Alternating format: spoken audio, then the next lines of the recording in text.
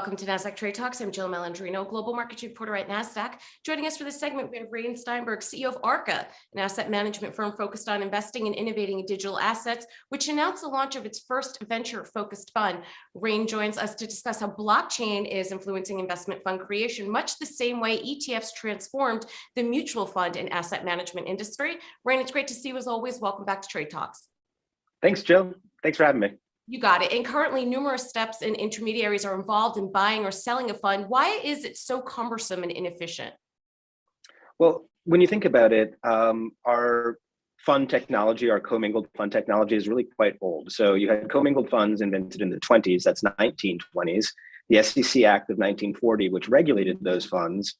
So that was really 4 p.m. closed mutual funds as we know it. And the next big innovation was the ETF, the first one filed in 1993. The underlying mechanisms is really that old. So there hasn't been really a lot of innovation since the formation of ETFs. Now ETFs, they have different underlyings and different use cases, but there really hasn't been a lot of change in that underlying. Blockchain technology, breaking out of exchange environments, instant peer-to-peer transferability, all the things that we understand about blockchain can really innovate and invigorate that traditional structure. And that's what we think is going to happen next.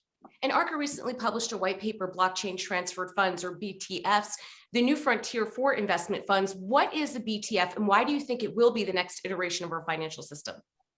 Sure. A blockchain transferred fund is a 40 Act product, so the same underlying structure as 4 p.m. closed mutual funds and ETFs. But instead of the share that you interact with, like an ETF being traded on the New York or the Nasdaq, it transfers on the blockchain.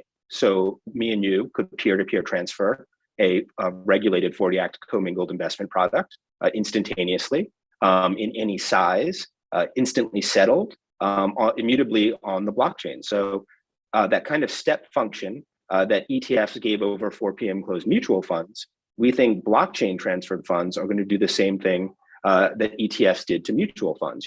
More liquidity, 24/7 trading, all the things that blockchain energize. And this paper follows on Arca's recent work, The Future of Securities, a digital asset security study. Do capital market participants believe traditional securities will be digitized in the next decade?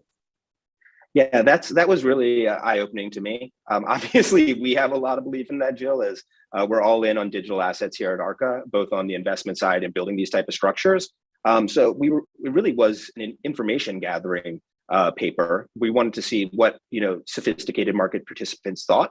I talked to a lot of them, but in a statistically meaningful way. And we found that actually 77% of these participants, and these are people all up and down the value food chain and TradFi kind of roles, thought 77% of them felt that all securities transactions, that's stocks, bonds, anything that would occur on exchanges right now, in 5 to 10 years would be settled and occurring on the blockchain. That's an enormous number. That is an enormous number. And Rayne, we learned a little bit more about Biden's executive order around the crypto space this morning. And at first blush, it seems encouraging to me that the administration is taking a critical look and perhaps recognizing crypto as an asset class. What are your thoughts around that? We're very heartened by this, but I can tell you that we've actually been very heartened throughout our process of engaging with regulators in different areas. This is a very complex space for regulators, being very centralized, and the whole promise of digital assets is decentralization. So this kind of is exactly in line with our view. Crypto and digital assets have to follow the law.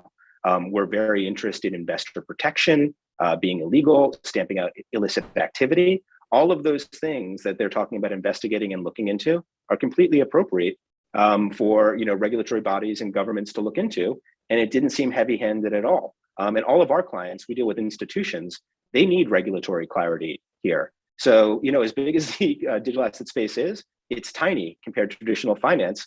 And our clients are looking for, things that give them comfort to enter it and that they're not doing anything illegal or wrong. All right, Rayne, we appreciate the insight as always. Thanks for joining us on Trade Talks. I'm Jill Malandrino, Global Markets Reporter at Nasdaq. Thanks, Jill. Have a great day.